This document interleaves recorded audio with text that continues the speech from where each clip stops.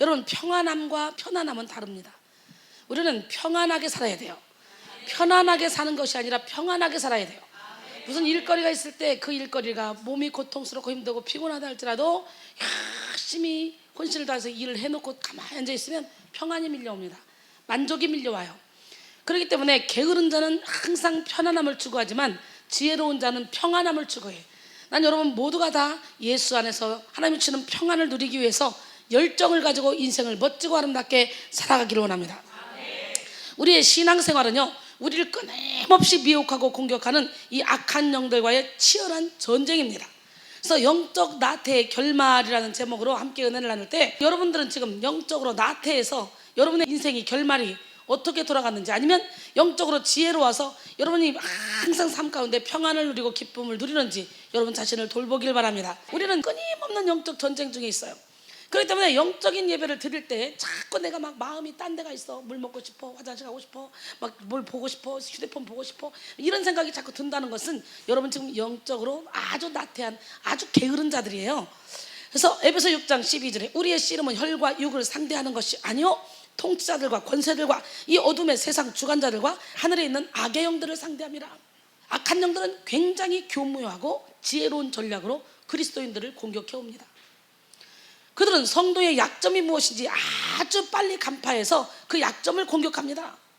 돈에 약한 사람은 돈으로, 건강이 우상인 사람은 건강으로, 사람에게 약한 사람은 사람으로, 자존심을 막 지키려고 하는 사람은 자존심으로 막 공격해 옵니다. 편안함을 추구하는 사람은 편안함으로 공격해 와요. 좀 더 자자, 좀 더 졸자, 좀 더 손을 모으고 누워있자. 그러다 보니까 이렇게 게으른 자의 밭을 이렇게 보니까 가시덤불이 그 전부에 다 퍼졌고 그 지면이 거친 풀로 덮였고 돌담이 다 무너져 있는 거예요. 한마디로 이 게으른 자는 여러분의 마음의 성벽이 다 무너져 있는 자예요. 마음의 성벽이 무너졌고 성문이 다 파괴됐기 때문에 어떤 역사가 일어나? 악한 영이 마음껏 여러분의 마음의 성, 거룩한 여러분의 그 성, 여러분의 처소까지 쳐들어가서 여러분의 영혼, 육을 갉아먹는 거지. 그런데도 게으른 사람들은 몰라. 좀 더 자자, 좀 더 눕자, 좀 더 놀자, 좀 더 편안함을 추구하자. 그러다가 빈궁이 아주 우리 영혼 깊숙한 곳까지 차고 들어와서 영혼이 거진데도, 궁핍한데도 스스로는 깨닫지 못하는 거예요. 난 부자라고 하는 거예요. 라오디게아 교인들처럼. 나는 부요해서 난 부족한 것이 없어. 나는 먹고 입고 사는 문제 지장 없어. 그게 부자가 아니에요. 영혼의 부자가 진짜 부자예요. 나는 여러분의 영혼이 부자가 되기를 원합니다. 기적의 하나님은 누구 하나님? 아멘. 여러분의 약한 것들이 무엇입니까? 마귀는 여러분의 약한 것을 공격해 오는 거예요. 여러분의 약한 걸 딱 잡아. 여러분이 돈에 약하면 돈으로 공격해와, 건강에 약하면 건강으로 공격해와, 자존심에 약하면 자존심으로 공격해와. 여러분을 여러분 자신보다도 더 잘 알기 때문에 여러분을 넘어뜨리려고 하는 그런 사탄의 괴계를 우리가 만만하게 봐서는 안 된다는 거예요. 그래 항상 깨어서 근신하라, 깨어라. 너희 대적 마귀가 우는 사자처럼 들여다니면서 삼킬차를 찾나니. 우리는 항상 깨어 있어야 돼요. 아멘. 또 악한 영들은요, 수단과 방법을 가리지 않고 치사하게 공격합니다. 당당하게 공격하는 게 아니라 특별히 우리의 육체가 연약한 상태에 있을 때, 우리의 마음이 곤고할 때, 그때 노려서 공격합니다. 악한 영들은 많은 힘을 들이지 않고 그들의 목적을 이루는 것을 좋아하죠. 그래서 그들은 주로 인간의 죄를 통해 활발하게 활동합니다. 그래서 성도로 하여금 자꾸 죄를 짓게 만들어요. 그리고 수동적인 상황에 놓이게 만들어서 아무것도 하지 않으므로 사탄의 도구가 되도록 만듭니다. 우리는 우리가 가만히 있는 것이 무서운 결과를 초래할 수 있다는 사실을 기억해야 돼요. 사탄은 우리의 몸과 마음을 무력하게 하고 게으르게 만들어서 아무것도 하지 못하게 해가지고 사탄의 노예로 만들려고 그러죠. 하나님은 우리가 행한 대로 다 갚아준다고 했는데 아무것도 하지 못하게 노예로 그냥 잡아뜨려 놓는다는 거죠, 사탄은. 그래서 대부분의 사탄의 공격받은 사람들은 아주 잠자는데 그냥 시간을 할애하든지, 아니면 아예 잠을 못 자게 해서 고통스러워서 눈 뜨고 있어도 잠자는지 눈 떠 있는지도 모르게 만들어서 아무 일도 못하게 한다든지, 잠자는데 시간을 할애해서 아무 일도 못하게 한다든지, 아니면 육으로 고통스럽게 고통을 줘서 아무것도 못하게 잡아뜨려 놓는 게 이 사탄의 계략이에요. 그래서 우리가 사탄의 공격을 받으면 나도 모르는 사이에 몸이 점점 마비가 되는 게 느껴져.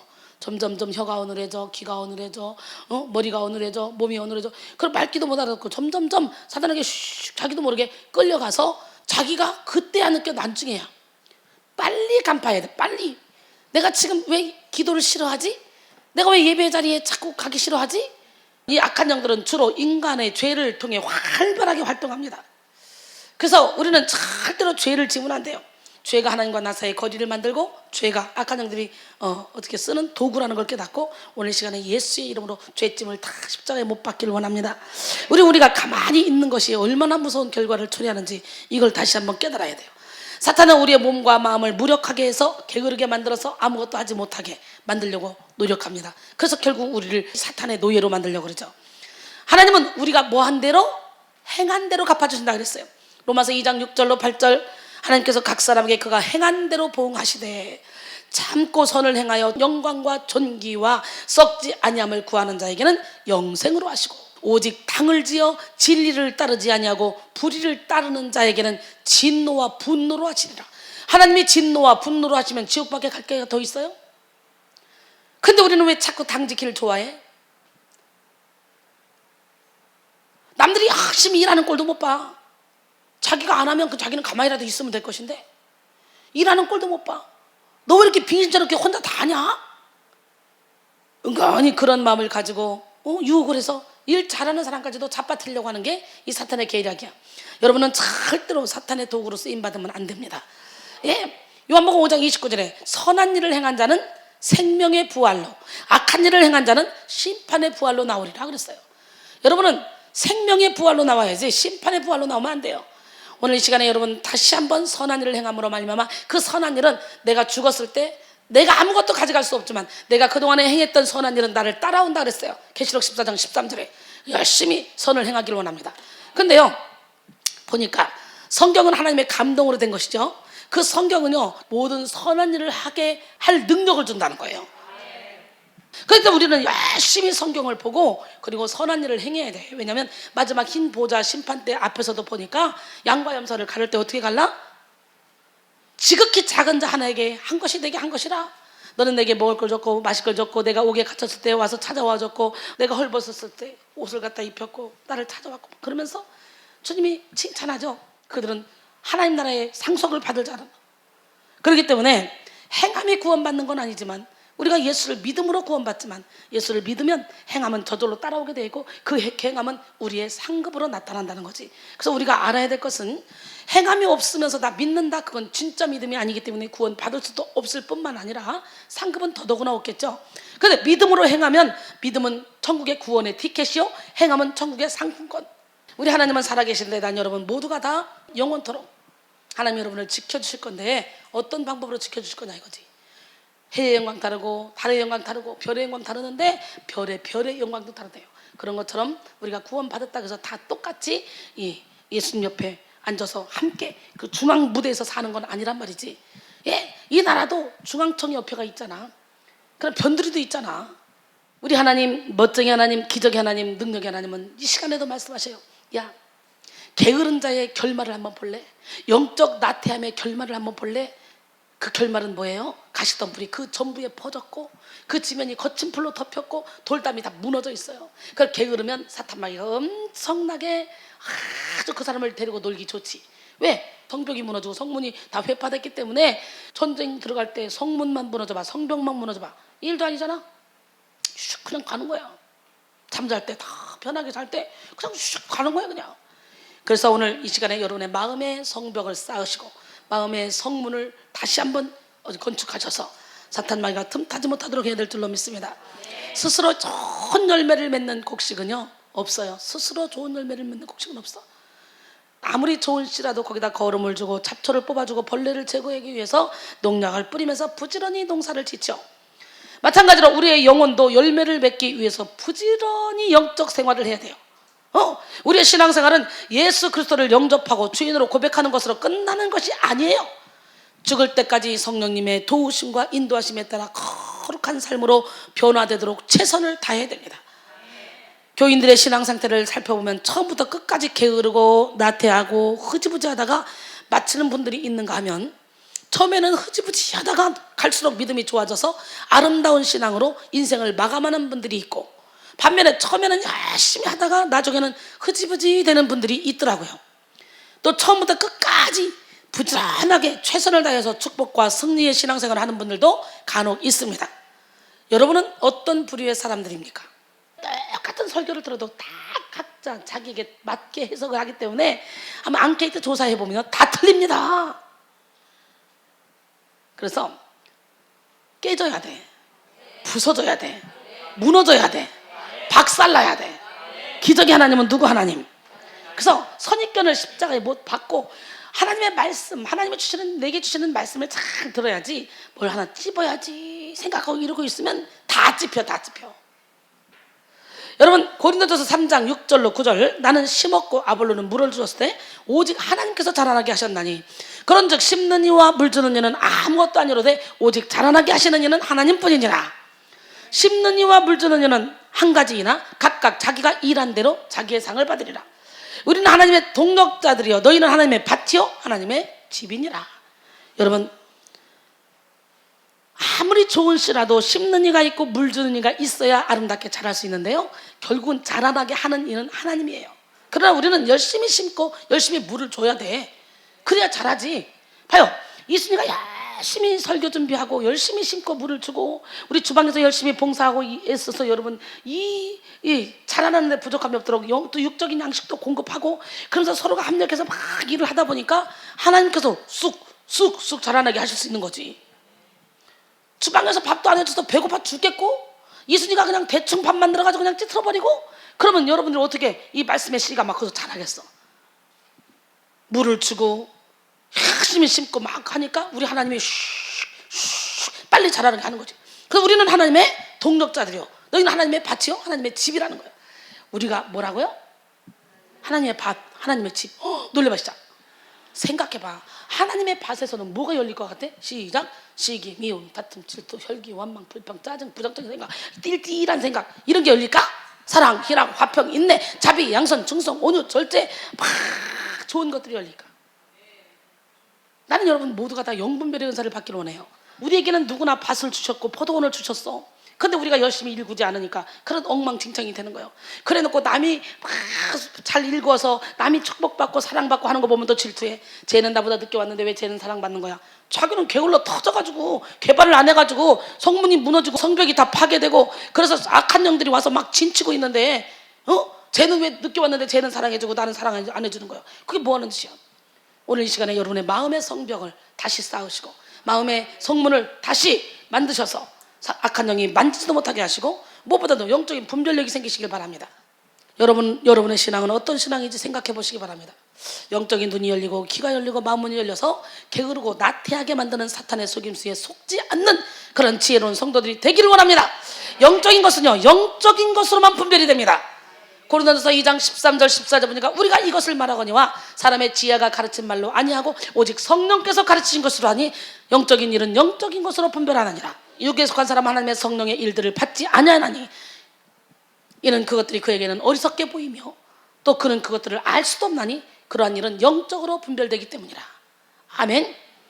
로마서 8장 6절로 8절 보니까 육신의 생각은 사망이요 영의 생각은 생명과 평안이니라. 육신의 생각은 하나님과 원수가 되나니 이는 하나님의 법에 굴복하지 아니할 뿐만 아니라 굴복할 수도 없습니다. 육신에 있는 자들은 하나님을 기쁘시게 할 수 없느니라 그랬어요. 우리는 믿음이 있다고 하지만 가짜 믿음이 많다는 것을 알고 경계해야 됩니다. 가짜 믿음, 가짜 신앙 뭐예요? 역사 신앙이 있어요. 역사적 사실만 믿는 사람이에요. 역사적 인물로서 예수를 알지만 메시아로 받아들이지 않는 가짜 믿음 얼마나 많은지 모릅니다. 나는 오늘 이 시간에 여러분 진정으로 예수님을 메시아로 받아들이는 그런 진짜 믿음을 갖기를 원합니다. 그 다음에 현세 신앙이 있습니다. 고난이 닥치면 곧바로 넘어지는 돌박과 같은 신앙인. 기분이 좋으면 열심히 가 봉사하고 기분 나쁜 때려치는 거예요. 마태복음 13장 20절로 21절 보니까 돌밭에 뿌려졌다는 것은 말씀을 듣고 즉시 기쁨으로 받되 그 속에 뿌리가 없어 잠시 견디다가 말씀으로 말미암아 환난이나 박해가 일어날 때에 곧 넘어지는 자. 돌밭과 같은 신앙을 가진 사람은요 다른 사람들의 눈에는 믿음이 있는 사람처럼 보일 수 있어요. 그러나 그 사람의 믿음은 오래가지 않습니다. 잠깐 믿다가 시험을 받을 때 배반하는 자예요. 그렇기 때문에 여러분이 진짜 믿음이 있다고 해도 여러분 안에는 믿음을 찾아봐야 돼요. 조금만 시험이 오고 조금만 어려움이 오고 조금만 고난이 오면 넘어져 버려. 그리고 부정적인 말을 하고 다니고 퍼뜨리고 다니고 문제를 일으키고 다니고 이거 가짜 신앙이에요. 현세 신앙이에요. 하나님의 복을 주면 열심히 믿고 복이 없는 것 같다. 영적 전쟁을 치러서 어떻게 내가 열심히 믿으면 믿을수록 더 힘들냐? 더 지치냐? 더 피곤하냐? 내가 예수 믿기 전에는 내 맘대로 살 때는 돈도 잘 벌었고 내가 하는 것만 잘 됐는데 예수 믿고 나니까 자꾸 내 안에 영적 전쟁은 막 일어나고 너무 인생이 힘들다. 에이따 모르겠다. 뚜껑 닫아주세요. 현세 신앙입니다. 당장 지금 눈앞에 보이는데 여기서 복을 누리겠다는 거지. 그렇다면 고난도 함께 받아야 되는 거예요. 영광을 함께 받기 위해서는 고난도 함께 받아야 된다고 로마서 8장 17절 말씀하셔요. 그리고 18절에 뭐래요? 현재 내게 당한 고난은 장차 받을 영광과 비교할 수 없다는 거예요. 믿으십니까? 예. 이 헛된 믿음을 현세적인 신앙이라고 하는데 정말 내가 볼 때는 8, 90%가 다 헛된 믿음, 현세적인 신앙을 갖고 있어요. 어떤 사람은 현세 신앙을 가지고 있으면서도 자기가 구원받았다고 착각합니다. 웃기지 말라고 그래. 아직도 자기 기분대로 헌신하고 충성하고 봉사하고 자기 기분대로 헌금하고 자기 기분대로 막 주의 종도 섬기고 자기 기분대로 신앙생활 하면서 자기는 잘 믿고 있다고 착각합니다. 여러분 이 시간 여러분 사탄이 속이는 현세 신앙에서 빨리 벗어나요. 마귀가 너는 그래도 구원받은 사람이야 라고 속이는 거예요. 그래서 너 예수 믿는다고 입으로 고백했잖아. 그럼 믿음으로 구원받는다고 했잖아. 성경에 분명히 그랬잖아. 그러면 뒤에 선한 일을 행한 자는 생명의 부활로 악한 일을 행한 자는 심판의 부활로 나온다. 이 말은 못 들어? 예수만 믿고 구원받아. 그 말만 안 들어? 그래서 성경은 항상 전체를 아울러서 볼 수 있는 그런 지혜가 있어야 돼요. 그렇지 않으면 절대로 우리는 성경을 해석할 수 없어. 너무너무 난해해 성경이. 그렇기 때문에 성령께서 조명해 주셔야만 여러분이 정말 성령의 인도함을 따라 성경대로 살아갈 수 있는 거예요. 그렇지 않으면 이단들도 다 성경을 인용해서 합니다. 한 구절 한 구절 내가 좋아하는 구절만 인용하면요 하나님 말씀하고는 전혀 관계없이 흘러가는 거예요. 그 다음에 표적신앙. 표적신앙은 이적을 보고 믿는 신앙이죠. 개인적으로 확신이나 구원을 동반할 수도 있지만 표적을 보고도 믿지 않는 경우도 있습니다. 더 많은 표적을 봤습니다. 나는 보지 않고는 안 믿겠다 그랬지만 봤어요. 봤지만 예수님의 제자들 다 표적을 봤지만 예수님이 십자가에 못 박혀 죽으러 가실 때는 다 도망갔어요. 마가는 아주 혼집을 덮고 있다가 그냥 놀래가지고 확 저도 도당 아니냐 막 그러니까 놀래가지고 막 확 혼집을 벗어 제끼고 덜렁덜렁덜렁하고 막 도망갔어요. 기독교 신앙은 체험의 종교죠. 기독교는 체험을 해야 돼요. 하나님을 만나야 돼요. 그러나 그 표적을 봤다 그래서 다 믿음이 좋은 건 아니라는 거예요. 이적과 기적과 표적을 봐서 그걸 쫓아가잖아요. 쫓아가다 보면 반드시 사탄이가 와서 건드립니다. 그렇게 좋아? 이게 나도 줄 수 있는데 내게로 한번 와볼래?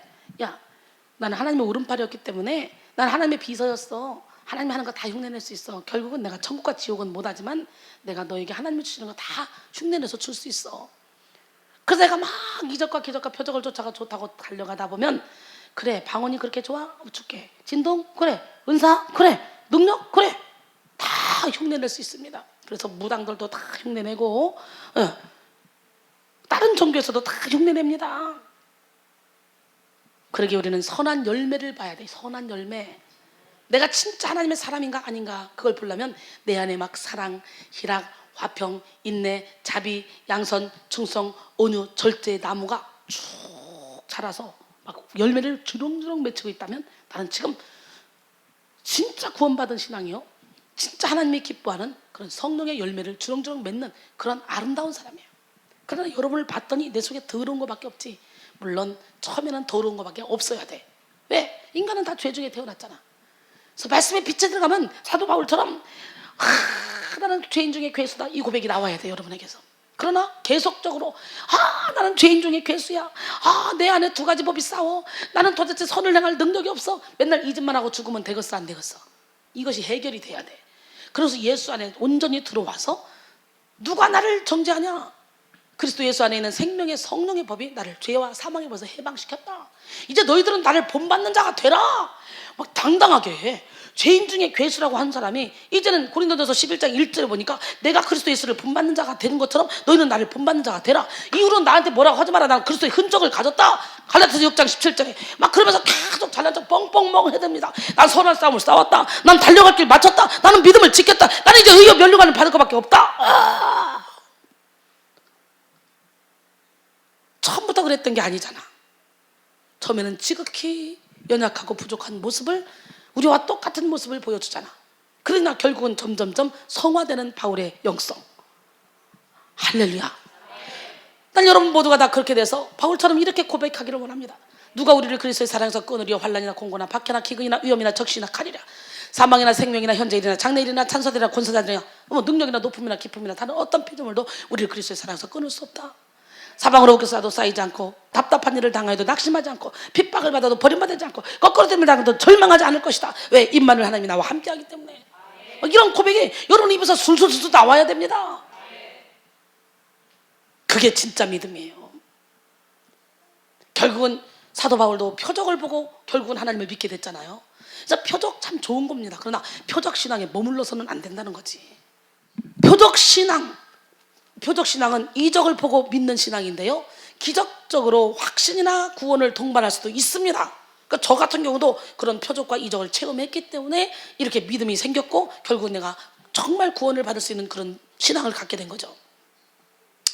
그러나 표적을 보고도 믿지 않는 경우가 참 많이 있다는 거예요. 출애굽한 이스라엘 백성들에게 얼마나 많은 표적을 하나님이 보여줬어요. 출애굽할 때부터 애굽에서 10가지 재앙을 통해 기가 막힌 표적을 많이 보여줬어요. 1, 2, 3 재앙. 술사들도 다 할 수 있었어요. 그 다음부터는요, 술사들은 손도 못 대게 해놓고 하나님이 쫙 해나가는데 이제는요 감당할 수 없는 거예요. 이걸요 눈 뜨고 10가지 재앙을 쫙 내리면서 이스라엘 백성들에게 피해가 오지 않게 하는 그런 표적까지도 봤어요. 그 백성들이 도망가려고 가보니까 딱 홍해가 가로막고 있어.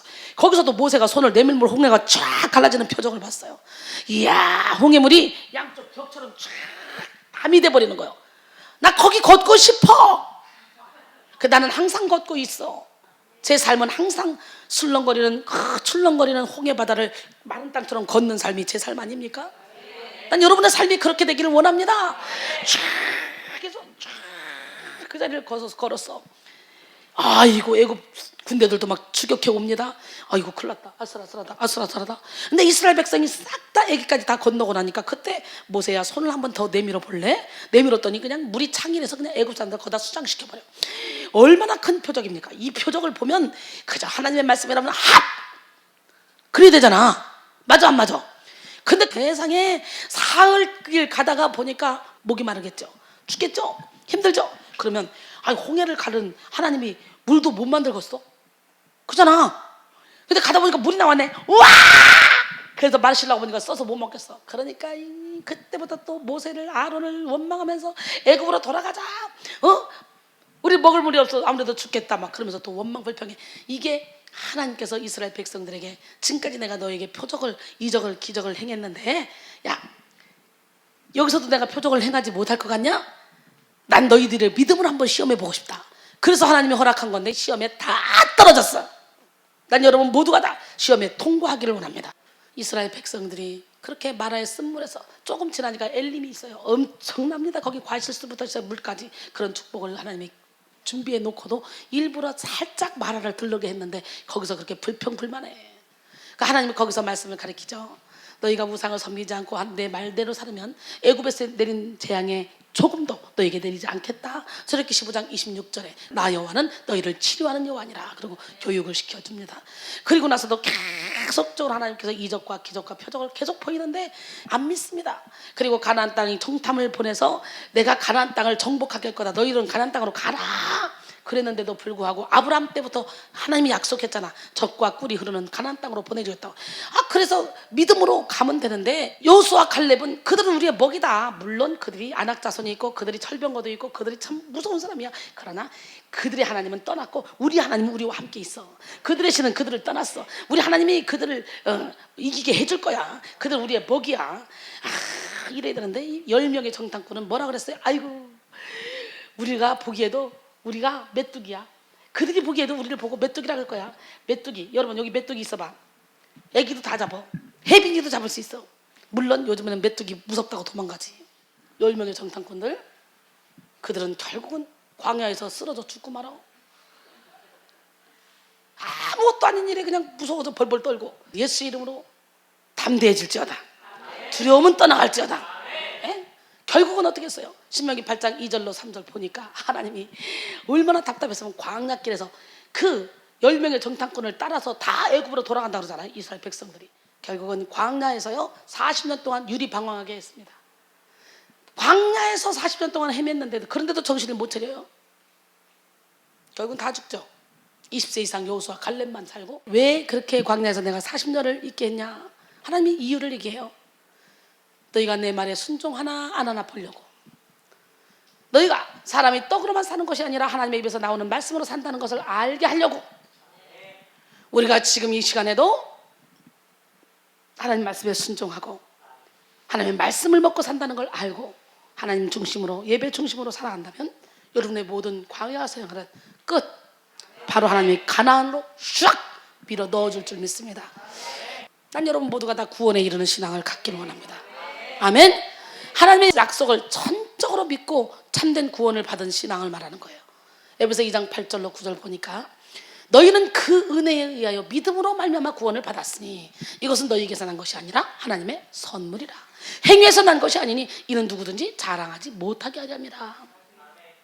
빌립보 2장 12절에 보니까 그러므로 나의 사랑하는 자들아 너희가 나 있을 때뿐 아니라 더욱 지금 나 없을 때에도 항상 복종하여 두렵고 떨림으로 너희 구원을 예비하라 그랬어요. 여러분 모두가 구원신앙을 소유하기를 원합니다. 구원신앙은 영적 전쟁을 통과한 신앙이에요. 영적 전쟁을 통과하지 않고는요 우리는 구원신앙을 가질 수가 없어요. 내가 가시게 옷을 입고 포장을 하고 그렇게 아름답게 사람들에게 척척척척 박사기를 많이 따가지고 가면을 쓰고 사람들을 대해서 사람들이 다 나를 좋게 봤는데 막 말씀의 빛이 들어가니까 전에 율법을 깨닫지 못했을 때는 내가 살았더니 계명의 이름에 죄는 살아나고 나는 죽었다. 막 내 안에 죄가 살아나면서 회칠한 무덤이 제껴지면서 내 안에 죽은 사람의 뼈와 내 안에 더러운 것이 가득하네. 사도 바울이 내가 죄인 중에 괴수란 것이 뭔지 나도 알겠네. 내가 죄인 중에 괴수네. 이 과정을 거쳐서 회개해서 이걸 싹 씻어내야 된다는 거지. 그리고 무의식 중에서까지도 다 내 안에서 막 사랑이라 화평이네 자비양선 충성 절제가 막 올라놔야 돼. 오늘도 나는 막 무의식 중에서 잠자고 있는데 막 설교를 하고 있더라고요. 막 설교를 하고 있어. 막 열정적으로 설교를 하고 있대요. 내가 설교하고 있냐 왜? 눈 뜨고도 어머 너 뭐 하는 거냐? 막 이랬는데 무의식 중에서도 왜? 하나님은 주무시지도 않고 졸지도 않기 때문에. 마태복음 13장을 보면 사람들이 잘 때에 원수가 와서 곡식 가운데 가라지를 덧뿌리고 갔다고 말하죠. 우리가 영적인 잠을 잘 때, 영적으로 나태할 때 사탄이 와서 뿌리고 가요. 씨를. 그렇기 때문에 영적인 나태함이 얼마나 무서운 걸 알아야 돼요. 예. 그래서 우리가 육신이 피곤하고 지칠 때, 잠잘 때 하나님 내 육신은 피곤해서 잠을 자지만 내 영은 깨워서 하나님과 교통교제하게 도와주세요. 이러고 자야 돼요. 왜냐하면 잠을 자도 내 영이, 육신이 피곤하고 내 영이 힘들잖아요. 그때를 또 틈타서 사단이가 가라지를 뿌려서 우울증 환자들은요 좋았다가 잠자고 일어나면 다시 한동안 뛸뛸 합니다. 잠결에 덮쳐가지고. 어떤 사람은 잠결에 악한 영이 확 시커먼 게 덮치더니 눈 뜨고 나니까 막 사람이 볼 떨면서 막 무섭고 두렵고 떨리고 막 꿈속에 덮치는 거예요. 그러니까 영혼이 잠자도 육신이 잠자도 잠잘 때 사단이가 가라지를 뿌린다는 걸 깨닫고 육신이 잘 때도 기도하면서 하나님 내 영혼 피곤해서 잠을 잡니다. 그러나 주님은 파수꾼이 되셔서 내 영혼을 깨워주셔서 악한 영이 와서 만지지도 못하게 지켜주시옵소서. 이 고백이 여러분의 고백이 돼야 돼요. 할렐루야. 예. 잘 때에 원수가 와서 곡식 가운데 가라지를 덧뿌리고 갔더니 싹이 나고 걸출할 때 보니까 가라지도 보이거늘 집주인이 종들이 와서 말하되 밭에 좋은 씨를 뿌리지 아니하였나이까? 그런데 가라지가 어디서 생겼습니까? 주인이 이르되 원수가 그렇게 했구나. 종들이 말하되 그러면 우리가 가서 그것을 뽑기를 원합니까? 아니지, 가만둬. 가라지를 뽑다가 혹시라도 곡식까지 뽑을까 염려해서 그래. 둘 다 추수 때까지 함께 자라게 두라. 추수 때가 되면 추수꾼들에게 말해서 가라지는 먼저 거두어 불사르게 단으로 묶고 곡식은 모아서 내 곡간에 넣을 거야. 우리 하나님은요 가라지를 뽑지 않아요. 왜 뽑지 않아? 가라지를 뽑다가 곡식이 혹시 다칠까 봐. 가라지 뽑다가 곡식이 다칠까 봐. 그래서 하나님은 이 곡식 알곡을 그렇게 소중히 여긴단 말이죠. 그러기에 똑같이 교회 와서 예배를 드리는 것 같지만 여기가 가라지가 있고 알곡이 있어요. 구원에 이르는 참된 믿음을 소유하기까지 우리는 영적인 전쟁을 치러야 되는데 그 중에 대표적인 싸움이 게으름과의 싸움이야. 하나님은 사람을 통해 일하십니다. 사람을 부르시고 그에게 일을 행할 능력을 주시며 그에게 요구하십니다. 성령과 협력하기를 요구하시고요, 자신의 모든 전인적 재능들을 최대한으로 활용하기를 원하십니다. 우리의 모든 전인적인 재능들을 활용해서 하나님이 기뻐하시는 일에 우리가 쓰기를 원하신다는 거예요. 그래서 하나님은 하나님의 사람에게 거룩하라, 온전하라, 성결하라고 요구하시는 거예요. 왜냐하면 우리 가운데 죄가 있으면 그 죄가 성령과의 협력을 방해하기 때문이죠. 죄가 있으면 절대로 성령과 협력할 수 없습니다. 오히려 사탄과 협력하게 되죠. 오늘 예수 이름으로 그 죄, 숨은 의도까지 다 뽑아내는 역사가 일어나길 원합니다. 악한 영들은 우리의 생각과 마음을 마비시켜버립니다. 그저 수동적인 노예로 전락시키려 합니다. 게으르게 만들어서 아무것도 하지 못하게 만들려고 그래요. 그래서 모태 신앙인들 뭐라 그래요? 나 못해, 나 못해. 모태 신앙이래요. 못된 신앙인들이에요. 못된 신앙인들. 왜? 그동안에 특별히 내가 영적 전쟁을 치르지 않아도 부모들이 다 치러놔서 탄탄대로 가다 보니까 그냥 어려움이 별로 없는 거야. 그냥 부모가 지어놓은 거 그냥 따먹기만 하는 거예요. 그러다 보니까 막 하나님을 간절히 찾으려고도 안 하고 하나님을 위해 생명 걸고 노력하려고도 안 하는 거예요. 이제 식상해지는 거예요. 어렸을 때부터 부모가 그렇게 교회를 섬기는 걸 봐왔기 때문에 뭐 그래도 그거나 뭐 하나 안 하나 똑같네. 그래서 나는 못해, 나는 못해. 오늘 여러분 못해 예수 이름으로 다 버리시고 내가 지금 신앙을 개척한다는 그런 마음으로 열심히 하나님 나라 확장을 위해 시간, 물질, 노력을 투자하면서 부지런하게 살기를 원합니다. 사탄은 우리가 가지고 있는 재능을 조롱하고 비웃습니다.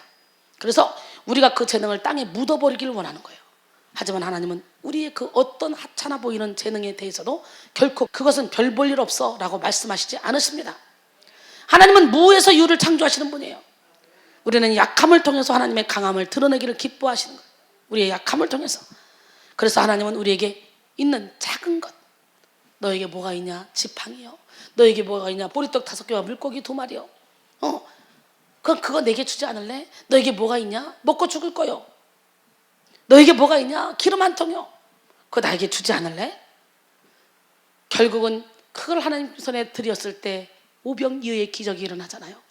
기름통에 기름이, 가루통에 가루가 마르지 않는 역사가 일어나잖아요. 여러분에게 마른 막대기와 같은 그런 작은 것이라 할지라도 하나님 손에 붙들리기만 하면 쓰임받는다는 걸 아시고 오늘 시간 하나님께 여러분이 그 작은 재능과 달란트를 올려드리길 원합니다. 하나님은 우리가 아무 일도 하지 않고 가만히 무력하게 앉아있는 것을 기뻐하지 않아요. 주님은 누구에게도 게으르게 살라고 말씀하신 적이 없어요. 행함 없는 기도를 원하지도 않으셔요. 진정한 기도는 하나님의 힘에 의해 자연스럽게 행함으로 연결된다는 걸 알아야 돼요. 출애굽기 14장 15절로 16절 여호와께서 모세에게 이르되 너는 어찌하여 내게 부르짖느냐? 이스라엘 자손에게 명령하여 앞으로 나아가게 하고 지팡이를 들고 손을 바다 위로 내밀어 그것이 갈라지게 하라. 이스라엘 자손이 바다 가운데 마른 땅으로 행하리라. 우리는 행함이 따르지 않는 그런 믿음, 이런 게으름을 경계해야 돼요. 게으름의 유혹은 영적 거장 다윗도 넘어지게 만들었어요. 하나님의 마음에 합한 자 다윗도 넘어지겠다는 거예요. 성경의 가장 위대한 왕이었던 다윗도 몸과 마음이 편해지자 나태해지기 시작하는 거예요. 신하들은 나라를 위해, 왕을 위해 목숨 걸고 전쟁터에서 싸우고 있는데 다윗은 하루 종일 잠을 자다가 저녁 때에 그의 침상에서 일어나 한가롭게 왕궁을 거닐다가 그 유혹의 눈길이 밧세바에게 간 거예요. 결국은 목욕을 하고 있는 밧세바를 보고 죄의 유혹에 빠져서 넘어집니다. 게을러서 온 거예요. 옛날 같으면 다윗은 전쟁이 일어나 그러면 자기가 앞장서 달려갔습니다. 어느 정도 나라가 부강해지니까 너희들이 가, 나는 쉴게. 그래서 옛날의 왕들은 똑똑하고 잘나고 싸움도 잘해야 되는 거예요. 그래야 왕위를 빼앗기지 않았어요. 그런데 이제는 어느 정도 부가 축적이 되니까 나태해져서 게으름 피다가 결국은 이렇게 무지막지한 죄를 저질러요. 그렇게 하나님이 사랑했던 다윗, 하나님 마음에 합했던 다윗, 그 사람도 순간에 게으름으로 분별을 잊어버리고 간음죄와 간접 살인죄를 저질러서 일생에 커다란 오점을 남기고 말았습니다. 이것은 누구에게나 일어날 수 있습니다. 게으름으로 자신의 위치를 망각하면 자신도 모르게 악의 유혹에 넘어가게 됩니다. 그래서 베드로전서 5장 8절로 9절 근신하라 깨어라 너희 대적 마귀가 우는 사자같이 들어다니며 삼킬차를 찾나니 너희는 믿음을 굳건하게 하여 그를 대적하라. 이는 세상에 있는 너희 형제들도 동일한 고난을 당할 줄 알미라. 오늘 말씀에서도 게으른 자의 밭과 지혜 없는 자의 포도원이 가시던 풀로 또는 거친 풀로 덮여 있고 돌담이 다 무너져 있다고 말합니다. 난 여러분이 게을러서 영적인 공격을 받아서 여러분의 영혼이 다 무너져 있다면 오늘 시간에 여러분의 영혼을 다 수축하기를 원합니다. 이렇게 게으른 자와 지혜 없는 자는 모든 것을 망칠 수밖에 없어요. 여러분, 향방 없이 다니는 것도 게으르다 그런 거예요. 향방 없이 막 뛰는 것도 게으른 거예요. 자기는 열심히 잘한다고 하지만 그 부분에 대해서 알려고 노력하지 않았기 때문에 게으른 거예요. 사탄에게 끌려다니는 속고 있는 거예요 지금요. 24시간 바쁘다고 그 사람이 부지런하냐? 아니에요. 이해가 가요? 초점을 제대로 알기 위해서 열심히 노력하고 공부를 못했기 때문에 24시간 분주하게 떠들면서 열매는 없는 거란 말이죠. 이게 가장 더럽게 게으른 거야. 남들이 볼 때는 막 엄청나게 부지런해 보이지만 이거는요, 자기도 못 고쳐요. 왜? 자기는 부지런하니까. 잠 2시간밖에 안 자고 막 돌아다니니까. 부지런하다고 생각하는 거, 그건 부지런한 게 아니에요. 초점을 맞춰야 돼요. 초점을 맞추기 위해서 그 일을 하기 위해서 열심히 배우고 연구하는 일에 게을리했기 때문에 평생을 초점 못 맞추고 향방 없이 다니는 거예요. 하나님을 만나는 방법을 한 번만 뚫어봐. 진련의 자유 가운데 거해. 평생 어디 쓰나 항상 주 안에서 행복한 거예요. 근데 이거를 뚫으려고 노력을 안 하니까 게으른 거지. 맨날 여기 기도원 저기 기도원 저기 기도원 다니면서 할렐루야 주여 저 맨날 이렇게 하면 뭐예요? 그 사람이 어떻게 부지런한 사람 같아? 아니에요. 분별 못해서 영분별을 하지 못해서 시간을 낭비하고 있는 불쌍한 사람들이지. 그러니까 한 가지 일을 해도 초점을 맞춰 탁 하면 짧은 시간에 큰 일을 이룰 수 있잖아. 그래서 우리는 먼저 배우는 데 집중해야 돼요. 오늘 나는 여러분 모두가 지혜가 넘쳐나기를 소원합니다. 지혜가 있어야 돼요. 야고보서 1장 5절에 너희 중에 누구든지 지혜가 부족하거든 모든 사람에게 후히 주시고 꾸짖지 아니하시는 하나님께 구하라. 그리하면 주시리라. 이와 마찬가지로 우리가 게으르고 지혜롭지 못하면 우리의 마음의 밭은 가시던 불로 가득 채워지죠. 그래서 다른 사람들에게 나쁜 영향을 주는 거예요. 많은 사람을 막 찌르는 거예요. 내 안에 있는 가시던 뿔이 나와서 다른 사람을 막 찔러낸 거예요. 입술로, 행동으로, 눈짓으로 다른 사람들에게 상처를 막 주는 거예요. 뱀처럼 입술로 물어 죽이고 행동으로 말아 죽이고 눈짓으로 쏘아 죽입니다. 그래서 내 영혼이 편안해야 내 주변의 모든 사람을 행복하게 해주잖아요. 내가 힘들고 지치고 피곤해봐요. 괜히 열심히 일하고 오는 남편한테 시비 걸고 괜히 열심히 공부하고 오는 아들 딸한테 시비 걸고 괜히 나를 사랑해줘서 너 어디 힘들어? 그리고 위로해주러 온 친구한테 시비 걸고 소리 지르고 그래서 싸우고 내 영혼이 힘들면. 그래서 우리는 편안함을 추구하는 게 아니라 평안함을 추구해야 돼요. 평안함. 내 영혼이 평안해봐. 내 영혼이 평안하면 모든 사람에게 좋은 영향력을 끼쳐. 평안을 막 유통하는 평안 어떻게 통로자가 돼. 평안의 축복 통로자. 아멘. 기적의 하나님은 살아계셔요. 꼭 죽여야만 살인을 하는 게 아니에요. 미워하는 것도 살인입니다. 이런 사람은 겉으로 보기에는 장미꽃 같아서 많은 사람들이 다가오죠. 그런다 할지라도 자신의 가시로 인해서 상처를 입히는 사람이 되고 말아요.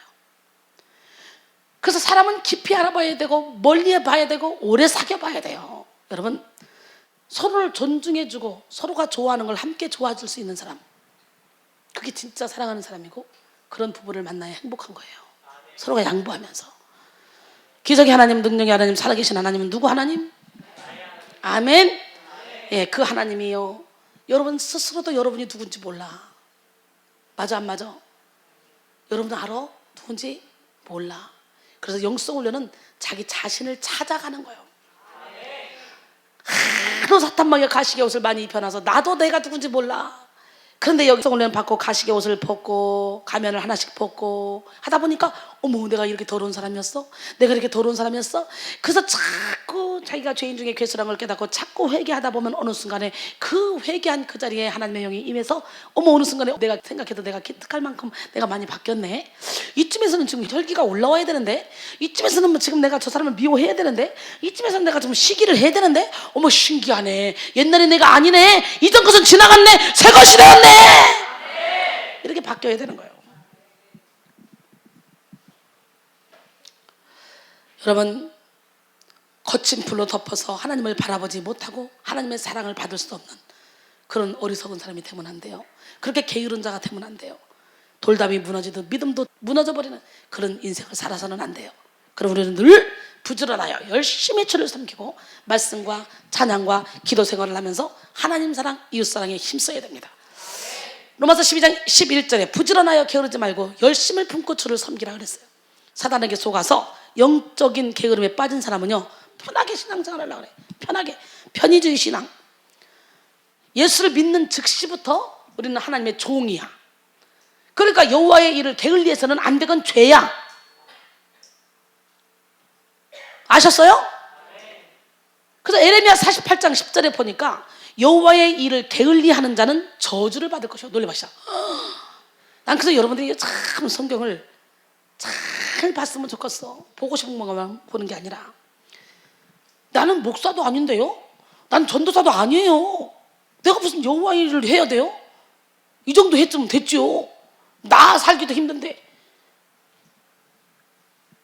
아니에요. 여호와의 일을 게을리하는 자는 뭘 받아? 저주를 받을 것이요.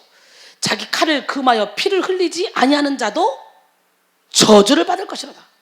무서운 얘기 아니에요? 이게 뭐냐? 자기 칼을 금하여 피를 흘리지 않는 자도 저주를 받을 것이다. 이 얘기는 주신 말씀의 검을 금하여 사용하지 않고 피 흘리기까지 죄상을 토려내지 않으면 저주받는다는 거예요. 하나님의 말씀의 검으로 피 흘리기까지 자기 죄와의 싸우라는 거예요. 근데 여러분, 죄와 싸울 때 우리가 대신 싸워주잖아. 그리고 얼마나 편해. 저는 사실은 저 혼자 싸웠거든요. 거의 생명 걸고 싸웠어요. 근데 여러분들은 대신 싸워주고, 싸우면서 막 위독한 일이 생길 때 고쳐주고, 죽으면 살려주고, 그러면서 이건 이래서 싸우는 거야, 이건 이래서 싸우는 거야, 이론 다 가르쳐주고. 그러니 얼마나 감사해. 저는 뭣도 모르고 혼자 싸우다가 막 그냥 완전히 숨이 끊어 죽기 직전까지 갔었는데, 그때 네가 이겼다, 내 안에 평안이 오는데, 그 평안은 이루 말로 다 표현할 수 없는 평안이었어요. 근데 그 평안이 나를 감고 나니까, 그 평안이 지금까지 저를 통해 여러분에게 흘러가니까, 저를 만나는 사람들이 다 불안한 마음으로 왔다가 평안한 마음을 소유하고 가잖아. 편의주의 신앙이란 자기 좋은 대로 사는 신앙이에요. 그것은 어떤 일을 근본적으로 해결하거나 처리하려 하지 않고 그때그때마다 적당히 넘기려고 하는 태도나 사고방식을 말합니다. 적당하게 살고 힘들고 어려우면 빠지고 늘 편한 쪽으로만 사는 거, 이런 사람은요, 희생이란 말을 찾아볼 수가 없고, 그렇기 때문에 조금만 일만 해도 내가 다 한 것 같고, 다 막 그런 거 같고, 인정받고 싶고 사랑받고 싶고 높임받고 싶고 막, 그래서 감당을 못하는 거예요. 여러분이 가지고 있는 재능으로 하나님의 일을 하는 것은요, 여러분이 하는 게 아니라 여러분 안에 계신 하나님이 여러분을 통해 시키는 거예요. 왜? 여러분은 종이잖아요. 하나님이 주인이잖아요. 그 달란트의 주인도 하나님이잖아요. 그렇게 우리는 주님을 위해서 어떤 일을 했다 할지라도 거기서 어깨 힘주고 나 이랬어 할 수 없는 죄인들이라는 거죠. 예, 적당하게 살고 힘들고 어려우면 빠지고 늘 편한 쪽으로 사는 거, 이거 좋은 일이 아니에요. 이 시간에 약삭 빠른 거 빨리, 여러분 머리 좋다고 굴리는 거 빨리 십자가에 못 박으세요. 차라리 누가 봐도 둔팽이처럼 바보처럼 멍청할 정도로 하나님의 일을 위해, 교회를 위해 헌신하고 충성하고 봉사하셔서 하나님께 인정받는 기적의 주인공이 되길 바랍니다. 약삭 빠르게 머리 굴리는 사람 하나님이 절대로 기뻐하지 않고, 하나님이 절대로 그런 사람 쓰지 않아요. 그런 사람은 토끼 같은 사람이죠. 막 달려가는 것 같지만 게을러 터져가지고 결국은 자빠져 자다가 거북이한테 지는 거예요. 이런 사람은 희생이란 걸 찾아볼 수가 없어요. 늘 자기중심적이고 이기적인 그런 생활 태도를 보이죠. 편의주의 신앙의 대표적인 사람이 누굽니까? 롯입니다. 롯은 아브라함의 제의에 주저함 없이 소돔과 고모라 땅을 택했습니다. 롯에게 주어진 축복은 아브라함의 울타리 안에 있을 때 주어진다는 것을 잊어버린 거예요. 그저 자기 눈에 보기 좋은 대로 선택했어요. 그래서 그는 불행하게도 언약의 당사자인 아브라함의 울타리를 벗어나고 말았어요. 축복의 근원인 아브라함의 울타리를 벗어나면 안 돼요. 너를 축복하는 자에게는 내가 복을 내리고 너를 저주하는 자에게는 내가 저주하리니 땅의 모든 족속이 너로 말미암아 복을 얻을 것이라. 복의 근원이라 그랬어요. 개역 한글에는 아브라함에게. 그러니까 복이 있는 사람 옆에 붙어 있으면 어떻게 아주 척박한 땅도 옥토로 바뀔 수 있어요. 그러나 복 있는 사람이 아니라 나 혼자 독단적으로 떨어져 있으면 그 기름진 땅도 척박한 땅으로 바뀔 수 있다는 걸 우리는 알아야 돼요. 근데 이걸 모르니까 자꾸 눈에 보이는 걸 쫓아가는 거예요. 롯의 영적 부지는 자신의 실속을 챙기는 편의주의 신앙을 쫓아 행동하게 됐습니다. 그런 영적으로 홀로 설 만큼 강하지 못했어요. 그런데도 불구하고 자기 자신을 잘 알지 못한 거예요. 자신을 보는 눈이 없었던 거예요. 롯은 아브라함의 생활에서 여호와 하나님을 피상적으로 알긴 알았지만 어쩌면 아브라함의 종교적 열정에 회의를 느꼈을지도 몰라요. 그래서 소돔과 고모라의 분명한 물질의 번영을 보면서 아브라함을 떠나서 점점 소돔에 가까이 가고 있었습니다. 나 같으면 네가 여기 사면을 보고 좋은 땅을 택해라, 네가 원하는 땅을 택해라 그러면 이렇게 보니까 저 소돔은 참 좋은 땅이네요. 그는요 삼촌이 가지세요. 지금까지 내가 축복을 받은 것도 삼촌이 옆에 있었기 때문에 내가 축복을 받은 거예요. 저 소돔 땅을 삼촌이 가지시고 나는 저 척박한 땅 가서 내가 젊으니까 거기를 한번 읽어볼게요. 난 이것만으로도 좋게요. 그랬다면 아브라함이 만약에 소돔 땅으로 갔다면 그 기름진 땅에 척박할 그걸 읽으려고 노력할 그런 필요가 없잖아요. 그러면 그 모든 인력을 가지고 롯의 땅을 개발하는 데 썼을 거예요. 아니면 아브라함이 또 그러겠지. 야 롯아, 내가 아무래도 너보다는 내가 힘이 있지 않냐. 네가 젊지만 너는 아직 지혜가 없어. 그러니까 그냥 잘 일궈진 저 땅에 가서 살아. 나는 이 척박한 데 가서 막 내가 열심히 일굴게. 양보를 했으면 아브라함이 롯에게 또 좋은 땅을 줬을 거예요. 그죠? 그랬다면 하나님이 소돔과 고모라를 멸하지 않았을 것 같아, 내 생각에. 난 여러분이 막 그런 지혜가 있기를 원해요. 결국 소돔 성안까지 들어가서 소돔 사람 형제들과 하나가 되면서 소돔 사람 행세를 하면서 살아가요. 성문에 앉아 자기 색깔도 그들과 같은 것처럼 합니다. 하나님의 법이 그를 지배하는 게 아니라 소돔의 법이 자신을 지배하도록 했습니다. 그는 깊이 깊이 빠져들어갑니다. 그 모습이 그리스도를 떠나 홀로 서려는 어리석은 현대인들의 모습은 아닐까요? 바로 여러분의 모습은 아닐까요? 잠언 21장 25절 게으른 자의 욕망이 자기를 죽이나니 이는 자기의 손으로 일하기를 싫어함이라. 로마서 12장 11절 부지런하여 게으르지 말고 열심을 품고 주를 섬기라 그랬어요. 히브리서 6장 11, 12절에 보니까 우리가 간절히 원하는 것은 너희 각 사람이 동일한 부지런함을 나타내어 끝까지 소망의 풍성함에 이르러 게으르지 아니하고 믿음과 오래 참음으로 말미암아 약속을 기업으로 받는 자들을 본받는 자가 되게 하려는 것이니라. 할렐루야. 오늘 이 시간에 여러분 부지런하셔서 약속들을 기업으로 받는 그런 자들을 본받는 자가 되기를 바랍니다. 데살로니가 후서 3장 11, 12절 보니까 우리가 들은즉 너희 가운데 게으르게 행하여 도무지 일하지 아니하고 일을 만들기만 하는 자들이 있다니. 난 여러분 절대로 일 좀 안 만들었으면 좋겠어. 일을 안 하는 사람은요 일을 또 만들어요. 문제거리를 만들어요. 막 신경 쓸 일을 만들어요. 막 부흥이 되고 있는데 꼴통지 돼가지고 막 부흥을 막아요. 사람들이 마음을 불안하게 만들어요. 도무지 게으르게 행해서 도무지 일을 하지 않냐고 일을 만들기만 하는 그런 자들이 있다니. 이런 자들에게 우리가 명하고 주 예수 그리스도 안에서 권하기를 조용히 일하여 자기 양식을 먹으라 하노라 그래요. 또한 사탄에게 속아서 영적인 게으름에 빠진 사람은요 세상 일에만 분주합니다. 참 신기하죠. 세상 일 하는 건 시간이 안 아까워. 근데 예배 드리는 시간은 버리는 것 같아. 아까워. 교회 다닌다는 것만으로는 영적으로 건전하고 건강하다고 말할 수 없어요. 영적인 나태함과 게으름은 하나님의 말씀에 대해 불순종함으로 인해서 오는 것입니다. 즉 하나님 중심적인 삶이 아닌 자기 중심적인 삶을 살아갈수록 영적인 나태함과 게으름의 깊이는 점점 더한다는 걸 알아야 돼요. 영적인 나태함과 게으름은 하나님에 대해서는 무관심하고 열심을 보이지 않지만 세상적인 부분에 대해서는 욕심과 욕망을 동시에 열정적으로 보이기까지 합니다. 그러기에 세상적인 분주함이 바로 영적인 나태함이에요. 야고보서 4장 4절로 5절 가늠한 여인들아 세상과 벗된 것이 하나님과 원수됨을 알지 못하느냐. 그런즉 누구든지 세상과 벗이 되고자 하는 자는 스스로 하나님과 원수되는 것이니라. 너희는 하나님이 우리 속에 거하게 하신 성령이 시기하기까지 사모한다 하신 말씀을 헛된 줄로 생각하느냐 그랬어요. 여러분 우리가 세상을 사랑하는 것은 하나님과 스스로 원수되는 것이래요. 영적으로 나태하고 게을러질수록 하나님과의 교제보다 세상적인 관심과 일에 더 막 신경이 쓰입니다. 그리고 그걸 중요하게 여깁니다. 그렇기 때문에 세상적인 부분은 시간을 내서라도 반드시 합니다. 그리고 아까운 줄도 몰라요. 그러나 신앙적인 부분들은 대수롭지 않게 생각합니다. 예배가 조금만 길어도 시간이 아깝다는 생각이 들어요. 일찍 가면 긴 시간 앉아 있으려니까 힘들으니까 적당히 그냥 찬양 끝나고 설교할 때 그때 가야지. 시간이 아깝다는 생각이 들어. 그래서 예배에 늦고 예배를 게을리합니다. 하나님의 일은 해도 그만 안 해도 그만이라고 생각하기 때문에 은혜 충만할 때는 열심을 다해서 막 일을 합니다. 그러다가 은혜가 떨어지면 귀찮아요. 전도하는 것도 귀찮고 교회가 봉사하는 것도 귀찮고 청소하는 것도 귀찮고, 즉 무관심의 상태로 내버려 두게 되죠. 자신을. 하나님에 대한 열심이 성령님이 우리에게 허락하시는 선물이라면 영적인 나태함과 게으름은 어둠의 영이 가져다 주는 어둠의 산물이에요. 그 다음에 사단에게 속아 영적인 게으름에 빠진 사람은요, 생각만 하고 움직이지 않습니다. 잠언 26장 14절에 문짝이 돌적이를 따라서 도는 것 같이 게으른 자는 침상에서 도느니라 그랬어요. 게으른 자는 그저 침상에서 돈데 그 침상 밖으로 나오지를 못해. 문짝이 돌적이를 따라 도는 것 같이 게으른 자는 침상에서 돈대.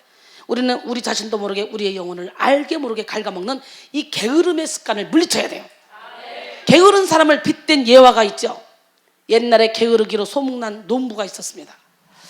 그날도 역시 다른 사람들은 모두 밭으로 일하러 가고 그 게으른 농부만 텅 빈 집에 하루 종일 빈둥거리면서 누워 있었어요.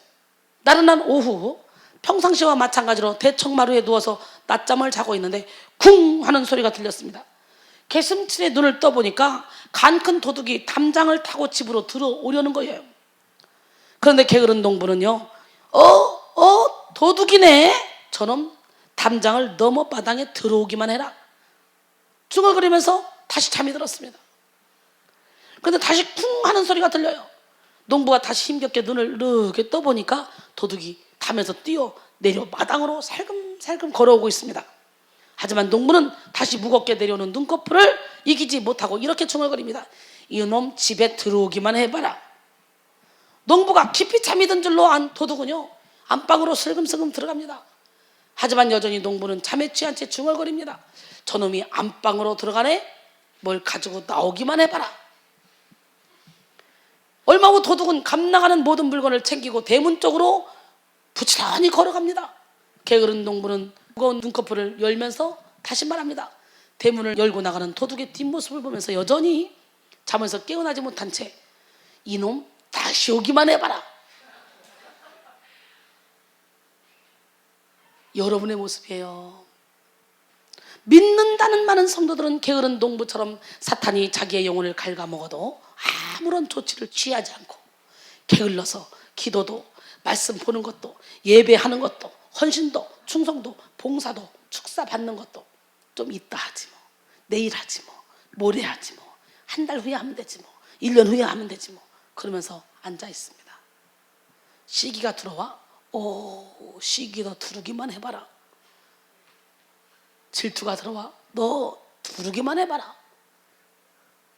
그러면서 게을르게 시기가 질투가 들어와서 내 영혼을 다 갉아먹고 내 영혼의 모든 좋은 그 씨를 다 뽑아버리고 가. 다시 오기만 해봐라 이놈. 여러분 지금 그런 모습으로 살고 있지는 않습니까? 혈기내라, 짜증내라. 너 자신은 네가 보호해야 돼. 너 억울하잖아. 너 한 번밖에 안 졸았는데 계속 존다 그러잖아. 기분 나쁘지? 뒤 박아버려. 그 사탄의 속임수에 그냥 끌려다니는 어리석은 자들, 오늘 이 시간에 회개하시기 바랍니다. 사단이 자기의 영혼을 좀먹으려고 다가오지만 괜찮겠지라는 나태함과 안일함으로 더욱더 자신의 영혼은 죽어가는지도 모르고 살아가고 있지는 않습니까?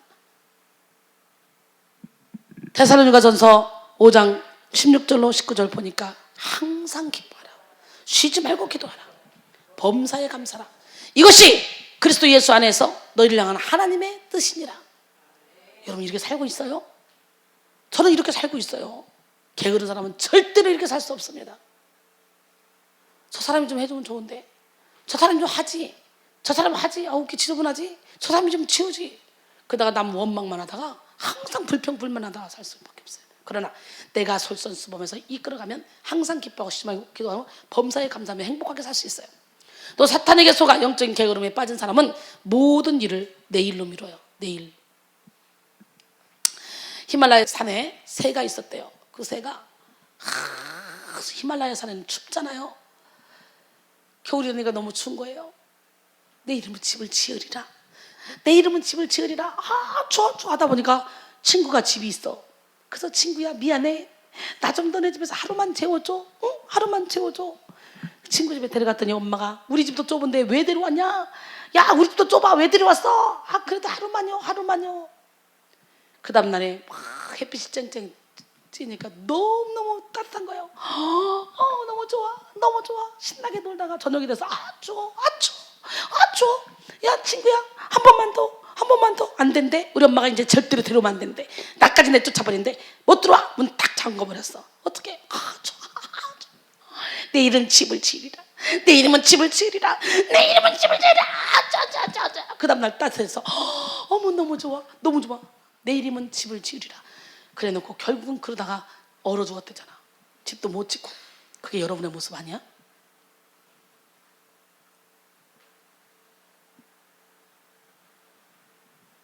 마귀는 우리가 하나님으로부터 멀어져 갈수록 잘하고 있다고 속삭입니다. 박수를 칩니다. 그렇지. 시기. 그렇지. 질투해야지. 그럼 원망해야 돼. 내가 봐도 저건 잘못된 거야. 저 목사님 저렇게 하면 안 되지. 사람 자존심 상하게 어떻게 그럴 수 있냐? 아이고 참나. 그렇지. 박수 쳐. 그래. 당쳐. 그래.